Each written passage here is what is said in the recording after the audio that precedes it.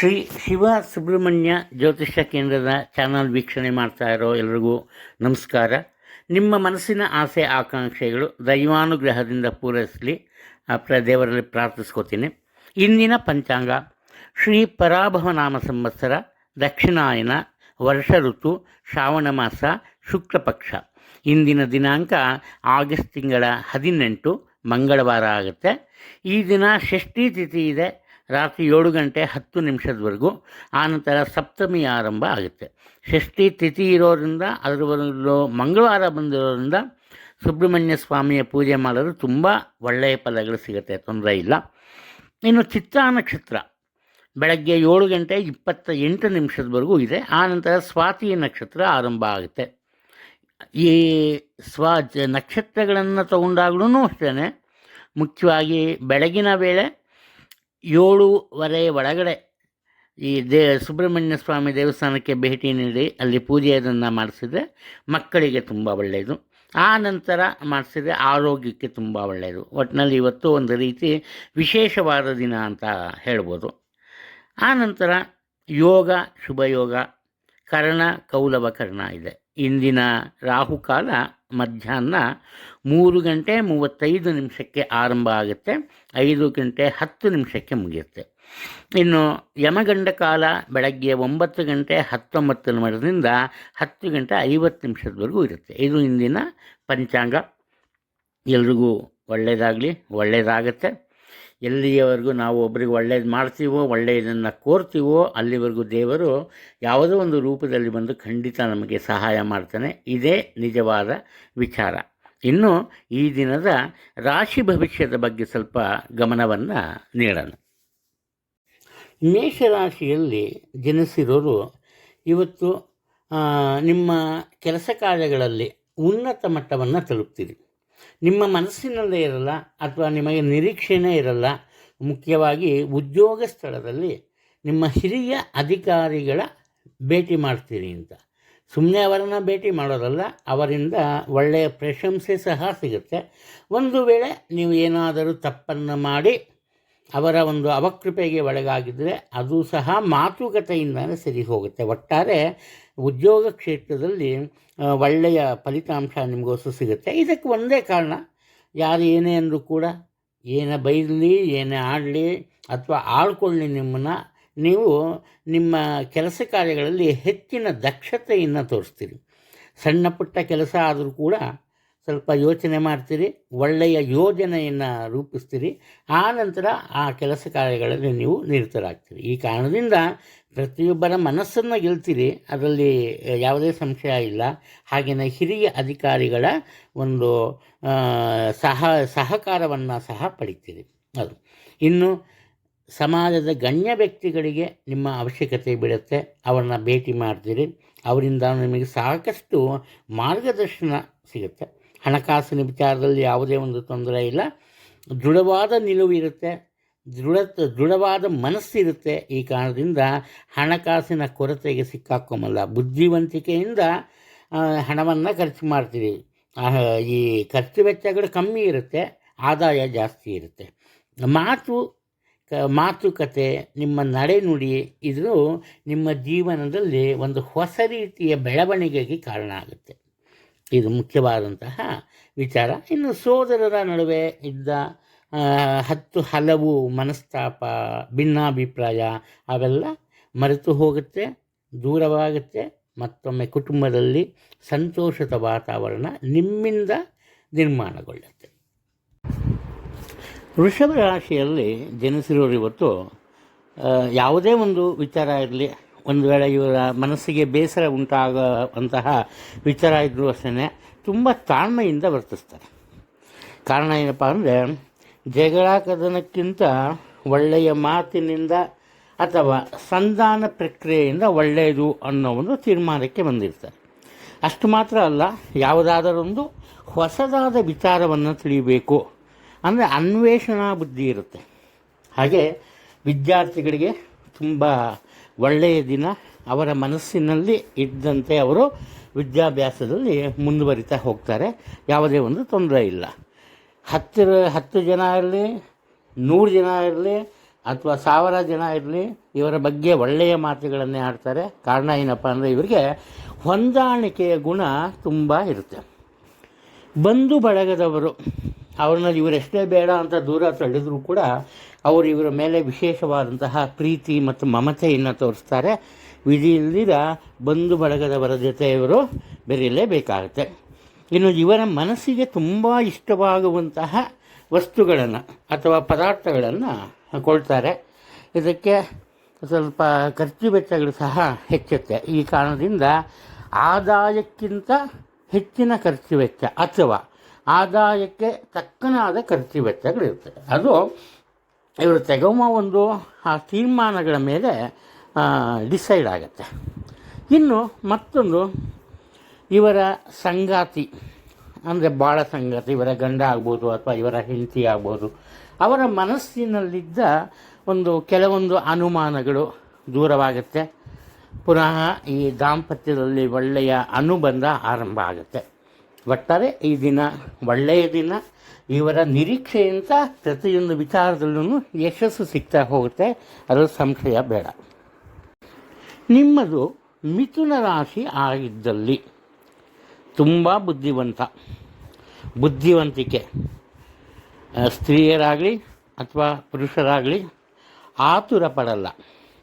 ಹಾಗೆಯೇ ತುಂಬ ನಿಧಾನವೂ ಮಾಡಲ್ಲ. ಹಾಗೆ ಒಂದು ಲೋಪ ಇದೆ. ಏನಪ್ಪ ಅಂದರೆ ಯಾವುದೇ ವಿಚಾರ ಆದರೂ ಕೂಡ ದೃಢವಾದ ತೀರ್ಮಾನವನ್ನು ಅಥವಾ ನಿರ್ಣಯವನ್ನು ತಗೊಂಬಲ್ಲ. ಅಂದರೆ ಇವಾಗಿರೋ ಬುದ್ಧಿ ಇವಾಗಿರಲ್ಲ ಇವರಿಗೆ.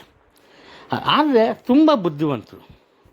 ಯಾವ ಕೆಲಸವನ್ನು ಯಾವ ರೀತಿ ಮಾಡಬೇಕು, ಏನಾದರೂ ಒಂದು ಸಮಸ್ಯೆ ಎದುರಾದರೆ ಅದಕ್ಕೆ ಪರಿಹಾರ ಹೇಗೆ ಕಂಡುಹಿಡಿಯಬೇಕು ಅಂತ ಗೊತ್ತಿರುತ್ತೆ. ಈ ಕಾರಣದಿಂದ ಮುಖ್ಯವಾಗಿ ಉದ್ಯೋಗ ಕ್ಷೇತ್ರದಲ್ಲಿ ಇವರಿಗೆ ವಿಶೇಷವಾದಂತಹ ಸ್ಥಾನಮಾನ ದೊರೆಯುತ್ತೆ. ಬಹುದಿನದಿಂದ ನಿರೀಕ್ಷೆ ಇದ್ದಲ್ಲಿ ಮಾತುಕತೆಯ ಮುಖಾಂತರ ಇವರಿಗೆ ಉನ್ನತ ಪದವಿ ಅಥವಾ ಬಡ್ತಿ ಸಹ ಸಿಗುತ್ತೆ. ಒಂದು ಮುಖ್ಯವಾದ ವಿಚಾರ ನೆನಪಲ್ಲಿಟ್ಕೊಂಡಿದೆ.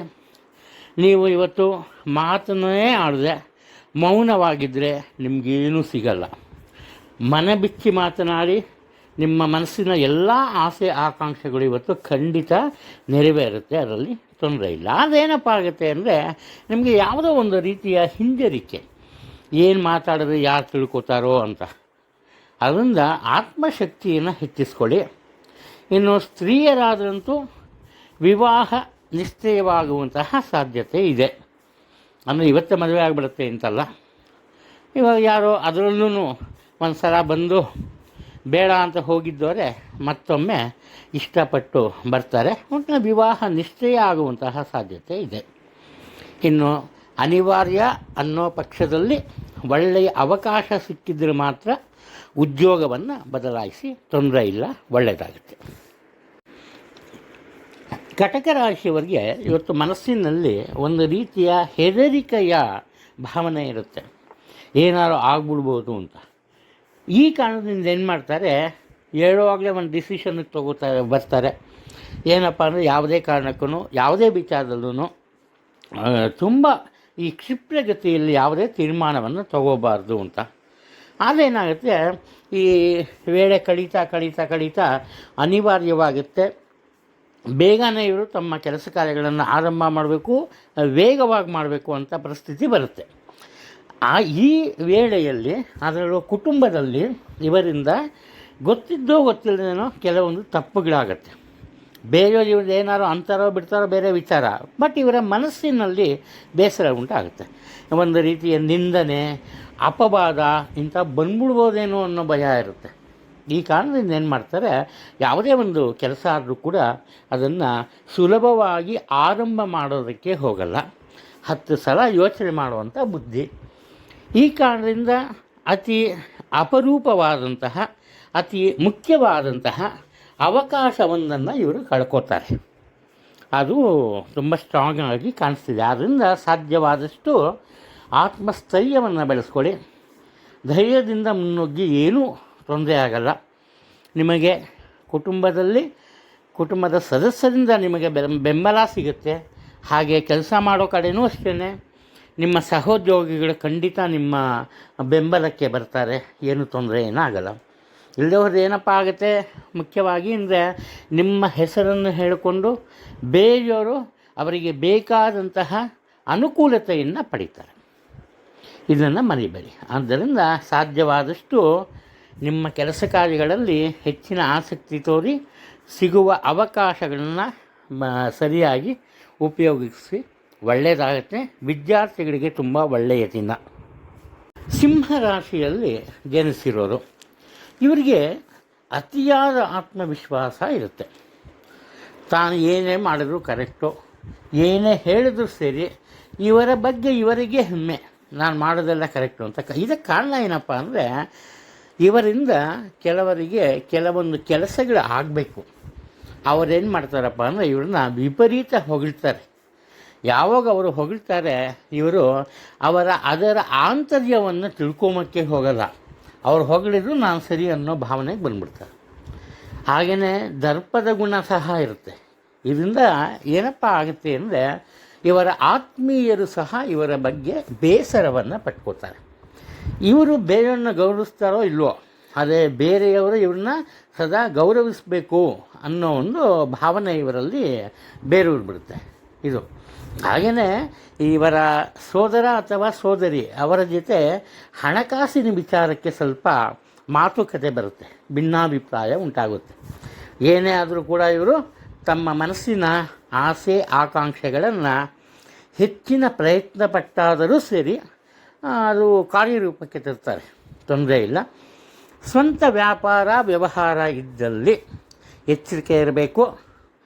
ಅನಿರೀಕ್ಷಿತ ಖರ್ಚು ವೆಚ್ಚಗಳು ಬರುತ್ತೆ. ಆದ್ದರಿಂದ ದುಡ್ಡಿದೆ ಅಂತ ಹೆಚ್ಚಿನ ಮಟ್ಟದಲ್ಲಿ ಬಂಡವಾಳವನ್ನು ಹಾಕಕ್ಕೆ ಹೋಗಬೇಡಿ, ಸ್ವಲ್ಪ ಯೋಚನೆಯನ್ನು ಮಾಡಿ. ಇನ್ನು ಉದ್ಯೋಗ ಕ್ಷೇತ್ರದಲ್ಲಿ ವೃತ್ತಿಯಲ್ಲಿ ಇದ್ದವ್ರಿಗೆ, ನೌಕರಿಯಲ್ಲಿ ಇದ್ದವ್ರಿಗೆ ನಿಮಗಿಷ್ಟ ಆಗುತ್ತೋ ಬಿಡುತ್ತೋ ಬೇರೆ ವಿಚಾರ, ಅನಿವಾರ್ಯವಾಗಿ ದೂರದ ಊರಿಗೆ ನೀವು ಪ್ರಯಾಣ ಬೆಳೆಸಲೇಬೇಕಾಗತ್ತೆ. ಅದು ಉದ್ಯೋಗದ ನಿಮಿತ್ತ. ಅದು ಅನಾವಶ್ಯಕ ಖರ್ಚು ವೆಚ್ಚಗಳು ಬರುತ್ತೆ.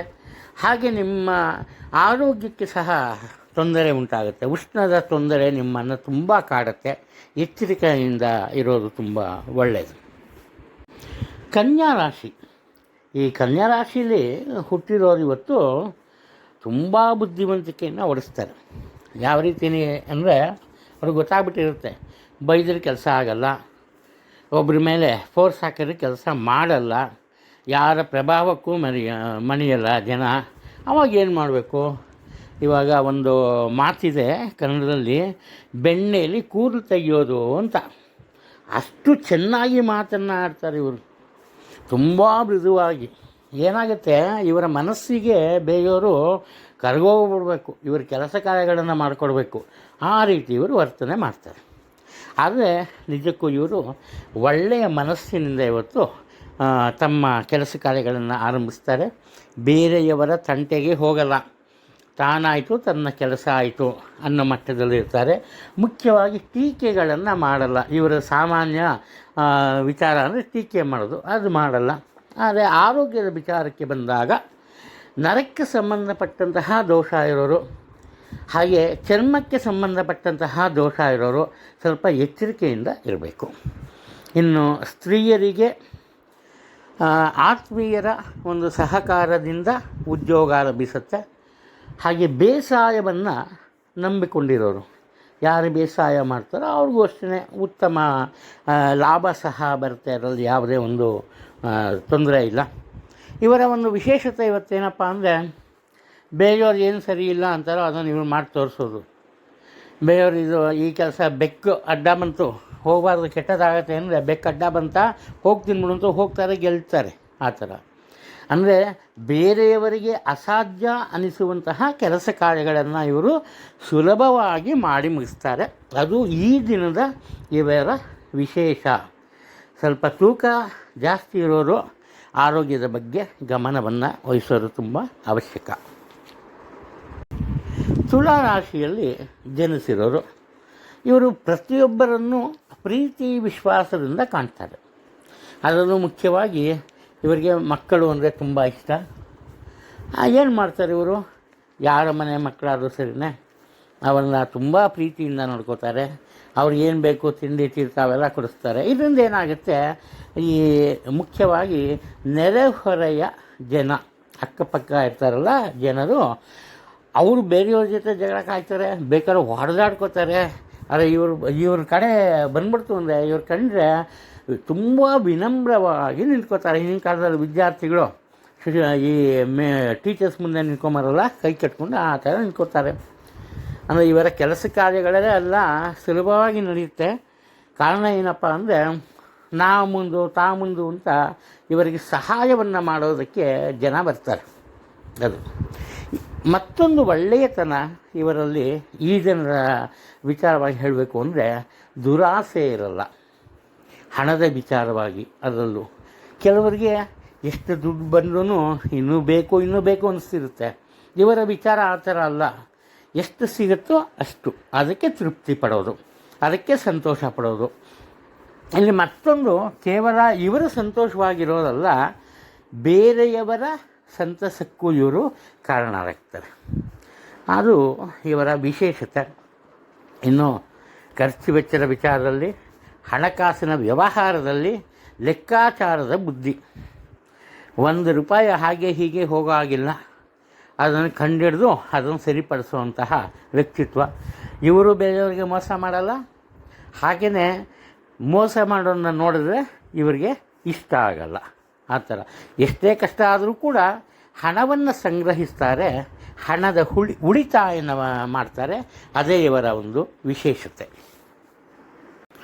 ವೃಶ್ಚಿಕ ರಾಶಿಯಲ್ಲಿ ಜನಿಸಿರೋರು, ಇವರಿಗೆ ಸ್ವಲ್ಪ ಹಠದ ಬುದ್ಧಿ ಇರುತ್ತೆ. ಎಂಥ ಹಠನಪ್ಪ ಅಂದರೆ, ಯಾವುದೋ ಒಂದು ಕೆಲಸ ಇರುತ್ತೆ, 10 ಜನ ಸೇರಿರ್ತಾರೆ. ಇವಾಗ ಉದ್ಯೋಗ ಸ್ಥಾನ, ಕೆಲಸ ಮಾಡೋ ಕಡೆ ಎನ್ಕೊಮಣ, ಯಾವುದೋ ಒಂದು ಕೆಲಸ ಎಲ್ಲರೂ ಸೇರಿ ಮಾಡಬೇಕು. ಅದು ಇವರು ಲೆಕ್ಕಾಚಾರ ಹಾಕ್ತಾರೆ, ಈ ಕೆಲಸವನ್ನು ಹೇಗೆ ಮಾಡಿದ್ರೆ ಇವರಿಗೆ ಅನುಕೂಲ ಆಗುತ್ತೆ ಅಂತ. ಸ್ವಾರ್ಥದ ಬುದ್ಧಿ ಇರುತ್ತೆ. ಸ್ವಲ್ಪ ನೆಗೆಟಿವ್ ಆಗಿ ತೊಗೋಬೇಡಿ ದಯವಿಟ್ಟು ಯಾರೂ. ಅಂದರೆ ತಮ್ಮ ಕೆಲಸ ಕಾರ್ಯಗಳಿಗೆ ಮೊದಲ ಆದ್ಯತೆಯನ್ನು ಕೊಡ್ತಾರೆ. ಹಾಗೆ ಸಿಟ್ಟು ಜಾಸ್ತಿ. ಏನು ಮಾಡ್ತಾರೆ, ಇವರ ಕೆಲಸವನ್ನು ಮಾಡಿಸ್ಕೋಬೇಕು ಯಾರಿಂದನೋ ಫಸ್ಟು ಕೇಳ್ತಾರೆ, ಇದನ್ನು ಮಾಡಿಕೊಡು ಅಂತ. ಅವ್ರು ಒಪ್ಪಲ್ಲ. ಅವಾಗ ದರ್ಪ ತೋರಿಸ್ತಾರೆ, ರೋಫ್ ಹಾಕ್ತಾರೆ. ಅವಾಗಲೂ ಒಪ್ಪಲ್ಲ. ಹೋಗ್ಬಿಟ್ಟು ಇವರ ಹಿರಿಯ ಅಧಿಕಾರಿಗಳ ಒಂದು ಆ ಸಹಾಯವನ್ನು ತಗೋತಾರೆ. ಒಟ್ಟಾರೆ ಇವರ ಕೆಲಸ ಕಾರ್ಯಗಳನ್ನು ಬೇರೆಯವ್ರು ಮಾಡಲೇಬೇಕಾಗುತ್ತೆ. ಇವರು ತಾನಾಗೇ ಯಾವುದೇ ವ್ಯಕ್ತಿಗೆ ತೊಂದರೆಯನ್ನು ನೀಡಲ್ಲ. ಅದು ಮುಖ್ಯವಾದಂತಹ ವಿಚಾರ. ಆದರೆ ಇವರಿಗೆ ಯಾರಾದರೂ ತೊಂದರೆಯನ್ನು ನೀಡೋದಾಗ್ಬೋದು, ಅವಮಾನವನ್ನು ಮಾಡೋದಾಗ್ಬೋದು, ಅದನ್ನು ಇವರು ವಾಪಸ್ ಕೊಡ್ತಾರೆ. ಅಂದರೆ ಈ ಸೇಡಿನ ಭಾವನೆ ಅದು. ಇನ್ನು ಬೇರೆಯವರಿಂದ ಇವರು ಸಾಲವಾಗಿ ಹಣವನ್ನು ಪಡೆಯಲ್ಲ. ಹಾಗೆಯೇ ಇವರು ಕೂಡ ಹಣವನ್ನು ಸಾಲವಾಗಿ ಕೊಡಲ್ಲ. ಕಾರಣ ಏನಪ್ಪ ಅಂದರೆ, ದುಡ್ಡಿನ ವ್ಯವಹಾರ ಬಂದರೆ ಸ್ನೇಹ ಸಂಬಂಧ ಹಾಳಾಗತ್ತೆ ಅನ್ನೋದು ಇವರ ನಂಬಿಕೆ. ಹಠದ ಬುದ್ಧಿ ಇರುತ್ತೆ, ಸ್ಥಿರವಾದ ಮನೋಭಾವನೆ ಇರುತ್ತೆ. ಯಾವುದಾದ್ರೂ ಒಂದು ಕೆಲಸಕ್ಕೆ ಕೈ ಹಾಕಿದರೆ ಆ ಕೆಲಸವನ್ನು ಮಾಡಲೇಬೇಕು, ಅದರಲ್ಲಿ ಯಶಸ್ಸನ್ನು ಕಾಣಲೇಬೇಕು ಅನ್ನೋ ಒಂದು ಹಠ ಇರುತ್ತೆ. ಆದ್ದರಿಂದ ಸುಲಭವಾಗಿ ಪ್ರತಿಯೊಬ್ಬರೂ ಇವರನ್ನು ನಂಬುತ್ತಾರೆ. ಇವರ ಸುತ್ತಮುತ್ತ ಜನರ ಗುಂಪೇ ಇರುತ್ತೆ. ಧನುರಾಶಿಯಲ್ಲಿ ಜನಿಸಿರೋರು, ಇವ್ರ ಬಗ್ಗೆ ಎಲ್ರಿಗೂ ಬೇಸರ ಬಂದ್ಬಿಡುತ್ತೆ. ಬೇಸರದ ಮನೋಭಾವನೆ. ಇವನು ಸಾಕು, ಇವನ ಹತ್ರ ಮಾತಾಡೋದು ಸಾಕು, ಇವನ ಸಹವಾಸನೂ ಸಾಕು ಬಿಡು ಅನ್ನೋ ಒಂದು ಮಟ್ಟಕ್ಕೆ ಬಂದ್ಬಿಡ್ತಾರೆ. ಇದಕ್ಕೆ ಕಾರಣ ಏನಪ್ಪ ಅಂದರೆ, ಯಾವುದೇ ವಿಚಾರ ಆಗಲಿ ಸುಲಭವಾಗಿ ಇವರು ಒಪ್ಕೊಂಬಲ್ಲ. ಸಣ್ಣ ಪುಟ್ಟ ವಿಚಾರ ಆದರೂ ಅದರ ಬಗ್ಗೆ ಪ್ರತಿಯೊಂದು ವಿಚಾರವನ್ನು ಕರಾರುವಾಕ್ಕಾಗಿ ಹೇಳಬೇಕು, ಪಿನ್ ಟು ಪಿನ್ ಹೇಳಬೇಕು. ಆದ್ದರಿಂದ ಸಾಧ್ಯವಾದಷ್ಟು ಇವರಿಂದ ಜನ ದೂರ ಉಳಿಯೋದಕ್ಕೆ ಪ್ರಯತ್ನ ಪಡ್ತಾರೆ. ಒಟ್ಟಾರೆ ಇವರು ಏಕಾಂಗಿಯಾಗಿ ಈ ದಿನವನ್ನು ಕಳಿಬೇಕಾಗತ್ತೆ. ಅದರಿಂದ ಇವ್ರಿಗೇನು ಬೇಜಾರೇನಾಗಲ್ಲ. ಕಾರಣ ಏನಪ್ಪ ಅಂದರೆ, ದೈವಿಕ ಚಿಂತನೆ ಇರುತ್ತೆ. ಯೋಗ ಮಾಡ್ತಾರೆ, ಧ್ಯಾನ ಮಾಡ್ತಾರೆ. ತಮ್ಮ ಮನಸ್ಸನ್ನು ಹಿಡಿತದಲ್ಲಿ ಇಟ್ಕೊಳ್ಳೋಕ್ಕೆ ಏನೇನು ಬೇಕೋ ಅವನ್ನೆಲ್ಲ ಇವರು ಮಾಡ್ತಾರೆ. ಇನ್ನು ಬೇರೆಯವರಿಗೆ ಬುದ್ಧಿವಾದ ಹೇಳೋದ್ರಲ್ಲಿ ನಿಸ್ಸೀಮರು. ಇವರು ತಪ್ಪು ಮಾಡ್ತಾರೆ. ಇವರು ಮಾಡೋ ತಪ್ಪನ್ನು ಮುಚ್ಚಿಡ್ತಾರೆ, ಯಾರಿಗೂ ಗೊತ್ತೇ ಆಗಲ್ಲ ಆ ಥರ. ಅದೇ ಬೇರೆಯವ್ರು ತಪ್ಪು ಮಾಡಿದ್ರೆ ಅವರು ಹೋಗಿ ಬುದ್ಧವಾದ ಹೇಳ್ತಾರೆ. ಇದರಿಂದ ಏನಪ್ಪ ಆಗುತ್ತೆ, ಬೇರೆಯವರಿಗೆ ಇವರ ಬಗ್ಗೆ ಸ್ವಲ್ಪ ಬೇಸರ ಉಂಟಾಗುತ್ತೆ. ಇನ್ನು ಪೂರ್ವ ದಿಕ್ಕು ಇವರಿಗೆ ತುಂಬ ಒಳ್ಳೆಯದು. ಯಾವುದೇ ಕೆಲಸ ಕಾರ್ಯಕ್ಕೆ ಕೈ ಹಾಕಿದರೂ ಕೂಡ ಪೂರ್ವ ದಿಕ್ಕಿನಲ್ಲಿ ಅನುಕೂಲತೆ ಕಂಡುಬರುತ್ತೆ. ಆದರೆ ಹಣಕಾಸಿನ ವಿಚಾರದಲ್ಲಿ ಮಾತ್ರ ಅನಾವಶ್ಯಕ ಖರ್ಚು ವೆಚ್ಚಗಳಿರುತ್ತೆ. ಅದರಲ್ಲೂ ಕೂಡ ಮಕ್ಕಳ ವಿಚಾರವಾಗಿ ಹೆಚ್ಚಿನ ಖರ್ಚು ಬರುತ್ತೆ. ಇಲ್ಲ ಧಾರ್ಮಿಕ ಕ್ರಿಯಾವಿಧಿಗಳು, ಕೆಲಸ ಕಾರ್ಯಗಳಿಗೆ ಪೂಜೆ ಪುನಸ್ಕಾರ ಹೋಮ ಇಂಥವಕ್ಕೆ ಖರ್ಚು ಬರುತ್ತೆ. ಇಲ್ಲ ಮನೆತನದ ಹಳೆಯ ಮನೆ ಅಥವಾ ಇವರು ಒಂಥರ ಸೆಂಟಿಮೆಂಟು, ಇವರು ಹುಟ್ಟಿರೋ ಕಡೆ ಇರೋ ಯಾವುದೊಂದು ದೇವಸ್ಥಾನ ಅದನ್ನು ಜೀರ್ಣೋದ್ಧಾರವನ್ನು ಮಾಡೋಕ್ಕೆ, ಇಂಥ ಕಡೆ ಒಳ್ಳೆಯ ಕೆಲಸಗಳಿಗೆ ಹಣವನ್ನು ಇವರು ಖರ್ಚು ಮಾಡ್ತಾರೆ. ಇವತ್ತು ಮಕರ ರಾಶಿಯಲ್ಲಿ ಜನಿಸಿರೋರು ಮೌನವಾಗಿ ಒಂದು ಮಾತುಕತೆ ಸಹಿತ ಆಡದಿರ ಪ್ರತಿಯೊಂದು ವಿಚಾರವನ್ನು ಗಮನಿಸ್ತಾ ಹೋಗ್ತಾರೆ. ಮೊದಲು ತಮ್ಮ ಕೆಲಸ ಕಾರ್ಯಗಳನ್ನು ಸಂಪೂರ್ಣಗೊಳಿಸ್ತಾರೆ. ಅದರಲ್ಲಿ ಯಶಸ್ಸನ್ನು ಸಹ ಖಂಡಿತ ಕಾಣ್ತಾರೆ. ಕಾರಣ ಏನಪ್ಪ ಅಂದರೆ ಇವರಲ್ಲಿ ಹಠದ ಗುಣ ಇರುತ್ತೆ, ಗೆಲ್ಲಲೇಬೇಕು ಅನ್ನುವಂತಹ ಛಲ ಇರುತ್ತೆ. ಅದರಿಂದ ಗೆಲ್ತಾರೆ, ಯಾವುದೇ ಒಂದು ಡೌಟ್ ಇಲ್ಲ. ತಮ್ಮ ಕೆಲಸ ಆದಮೇಲೆ ಬೇರೆಯವರನ್ನ ಗಮನಿಸ್ತಾರೆ. ಯಾರಿಗೆ ಸಹಾಯ ಮಾಡಿದರೆ ಮುಂದೊಂದು ದಿನ ಅವರಿಂದ ಇವರಿಗೆ ಅನುಕೂಲತೆ ಇದೆ ಅಂತ. ಅಂದರೆ ಸ್ವಲ್ಪ ಈ ಸ್ವಾರ್ಥದ ಮನೋಭಾವ ಅಂತ ಹೇಳಿದ್ರು ಅದೇನು ತಪ್ಪೇನಿಲ್ಲ. ಆ ನಂತರ ಬುದ್ಧಿವಂತಿಕೆಯಿಂದ ಬೇರೆಯವರ ಮನಸ್ಸನ್ನು ಗೆಲ್ತಾರೆ. ಹಾಗೆ ಆ ಯಾವುದೇ ಒಂದು ಸಮಯ ಸಂದರ್ಭ ಇದ್ದರೂ ಕೂಡ ಅದನ್ನು ತಮಗೆ ಅನುಕೂಲವಾಗುವಂತೆ ಪರಿವರ್ತನೆ ಮಾಡ್ಕೊತಾರೆ. ಇದು ಮಕರ ರಾಶಿಯವರ ಒಂದು ವಿಶೇಷತೆ. ಆನಂತರ ಏನು ಮಾಡ್ತಾರೆ, ತಮ್ಮ ಸ್ವಂತ ಕೆಲಸ ಕಾರ್ಯದಲ್ಲಿ ಸ್ವಂತ ತೀರ್ಮಾನಕ್ಕೆ ಬದ್ಧರಾಗ್ತಾರೆ. ಇವರು ತುಂಬ ಕ್ಲೋಸು, ಇವರು ನೋಡಿದ್ರೆ ತುಂಬ ಚೆನ್ನಾಗಿರ್ತಾರೆ, ಅವ್ರ ಮಾತು ಕೇಳಲ್ಲ, ತಾನೇ ಹೇಳಿದಾಗೆ ಆಗಬೇಕು. ಹಠದ ಗುಣ ಇರಲ್ಲ, ಆ ಥರದ ಗುಣ ಇರುತ್ತೆ. ಕಾರಣ ಏನಪ್ಪ ಅಂದರೆ ಯಾವ ಕೆಲಸವನ್ನು ಹೇಗೆ ಮಾಡಬೇಕು ಅನ್ನೋ ಒಂದು ಬುದ್ಧಿವಂತಿಕೆ ಇವರಲ್ಲಿ ಇರುತ್ತೆ. ಅದರಿಂದ ಬೇರೆಯವರ ತೀರ್ಮಾನಗಳನ್ನು ಒಪ್ಪಲ್ಲ. ತಮ್ಮ ಕೆಲಸ ಕಾರ್ಯಗಳಲ್ಲಿ ನಿರೀಕ್ಷಿಸಿದ ಯಶಸ್ಸನ್ನು ಕಾಣ್ತಾರೆ. ರಕ್ತಕ್ಕೆ ಸಂಬಂಧಪಟ್ಟ ದೋಷ ಇದ್ದಲ್ಲಿ, ಅಂದರೆ BP ಇಲ್ಲ ಶುಗರು ಇಂಥವೇನಾದ್ರು ದೋಷ ಇದ್ದರೆ ಸ್ವಲ್ಪ ಎಚ್ಚರಿಕೆಯನ್ನು ವಹಿಸಬೇಕು. ಏರುಪೇರು ಆಗುವಂತಹ ಸಾಧ್ಯತೆ ಇದೆ. ಸ್ವಲ್ಪ ತೊಂದರೆ ಕಂಡುಬಂದರೂ ವೈದ್ಯರನ್ನು ಭೇಟಿ ಮಾಡೋದು ಅತಿ ಮುಖ್ಯ. ಕೋಪ ಬೇಗ ಬರುತ್ತೆ, ಆದರೆ ಆ ಕೋಪ ಬೇಗ ಇಳಿಯುತ್ತೆ. ಆದರೆ ಅತ್ತೆ ಮಾವನ ಜೊತೆ ಅಳಿಯನಿಗೆ ಅನಾವಶ್ಯಕವಾದಂತಹ ವಾದ ವಿವಾದಗಳು ಉಂಟಾಗುತ್ತೆ. ಕುಂಭರಾಶಿಯಲ್ಲಿ ಜನಿಸಿರೋರು ಇವರಿಗೆ ಅತಿಯಾದ ತಾಳ್ಮೆ ಇರುತ್ತೆ. ಯಾರ ಜೊತೆನೂ ಜೋರಾಗಿ ಮಾತಾಡಲ್ಲ, ಯಾರನ್ನೂ ದೃಷ್ಟಿಸಿ ನೋಡಲ್ಲ, ತಾವಾಯಿತು ತಮ್ಮ ಕೆಲಸ ಆಯಿತು ಆ ಥರ. ಆದರೂ ಕೂಡ ಏನಾಗುತ್ತೆ, ಕೆಲವರ ವರ್ತನೆ ಅಥವಾ ಕೆಲವೊಮ್ಮೆ ಸಣ್ಣ ಸಮಯ ಸಂದರ್ಭ ಇವರ ಸಹನೆಯನ್ನು ಹಾಳು ಮಾಡುತ್ತೆ. ಕೋಪದಿಂದ ಅತಿ ಉಗ್ರವಾಗಿ ವರ್ತಿಸ್ತಾರೆ. ಇವನ್ನು ನೋಡಿದ್ರೆ ಬೇರೆಯವ್ರಿಗೆ ಭಯ ಆಗಿಬಿಡಬೇಕು ಆ ರೀತಿ. ಆದರೆ ಇವರು ಪ್ರತಿಯೊಬ್ಬರಲ್ಲಿ ವಿಶ್ವಾಸವನ್ನು ಗಳಿಸ್ತಾರೆ. ಯಾವ ಮಟ್ಟದ ವಿಶ್ವಾಸನ ಅಂದರೆ ಮಾತು ಕಡಿಮೆ, ಕೆಲಸ ಜಾಸ್ತಿ, ಏನು ಹೇಳಲ್ಲ, ಬೇರೆಯವರಿಗೆ ಸಹಾಯ ಮಾಡ್ತಾರೆ, ತಮ್ಮ ಕೆಲಸವನ್ನು ಪೂರೈಸ್ತಾರೆ, ಬೇರೆಯವರ ಮೇಲೆ ಅವಲಂಬಿತರಾಗಲ್ಲ ಆ ಥರ. ಆದರೆ ಉಷ್ಣದ ತೊಂದರೆಯಿಂದ ಬಳಲ್ತಾರೆ. ಉಷ್ಣದ ದೋಷ ಇವ್ರನ್ನ ಬಹುವಾಗಿ ಕಾಡುತ್ತೆ. ಅದರಿಂದ ಸ್ವಲ್ಪ ಎಚ್ಚರಿಕೆಯಿಂದ ಇರಬೇಕು.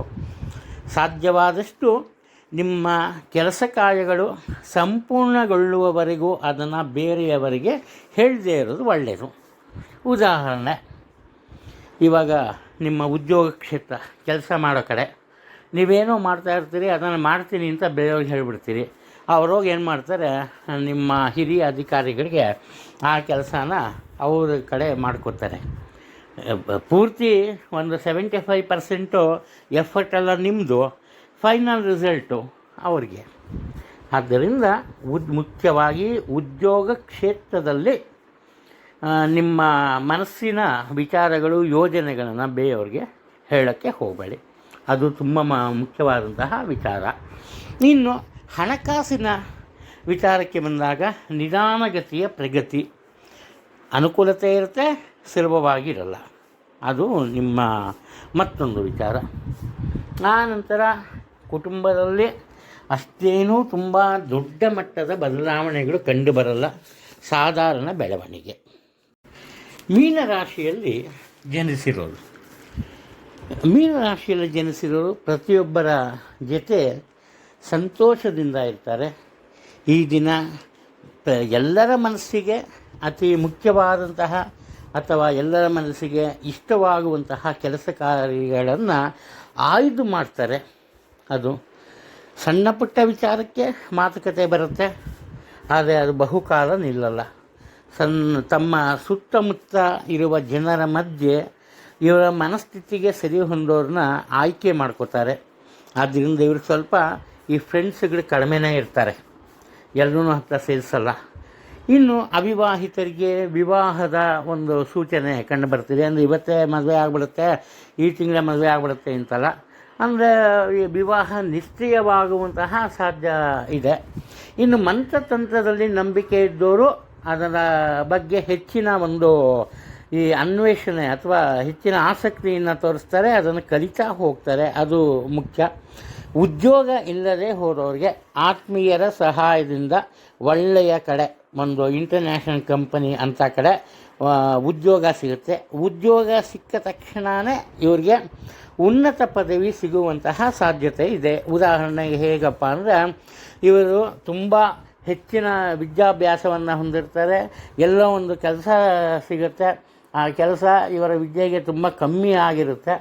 ಅದೇ ವೇಳೆಯಲ್ಲಿ ಹಿರಿಯ ಒಂದು ಸ್ಥಾನದಲ್ಲಿರೋ ವ್ಯಕ್ತಿ ಕೆಲಸ ಬಿಡ್ತಾನೆ, ಆವಾಗ ಅಚಾನಕ್ ಅದೃಷ್ಟದಿಂದ ಇವರಿಗೆ ಆ ಒಂದು ಪೋಸ್ಟು ಉನ್ನತ ಅಧಿಕಾರದ ಕೆಲಸ ಸಿಗುತ್ತೆ. ಅದು ಸ್ವಲ್ಪ ಮನಸ್ಸಿನ ಮೇಲೆ ಹತೋಟಿ ಇರಲಿ. ಅನಾವಶ್ಯಕವಾಗಿ ಪ್ರತಿಯೊಂದು ವಿಚಾರಕ್ಕೂ ಯೋಚನೆ ಮಾಡೋದು ನಿಮಗೆ ಬಂದ ಗುಣ. ಯೋಚನೆ ಮಾಡಬೇಡಿ, ಯೋಚನೆ ಮಾಡಿದ್ರೆ ಮಾತ್ರ ನಿಮ್ಮ ಆರೋಗ್ಯ ಕೆಡುತ್ತೆ. ಹಣಕಾಸಿನ ತೊಂದರೆ ಇರೋಲ್ಲ ಇವತ್ತು.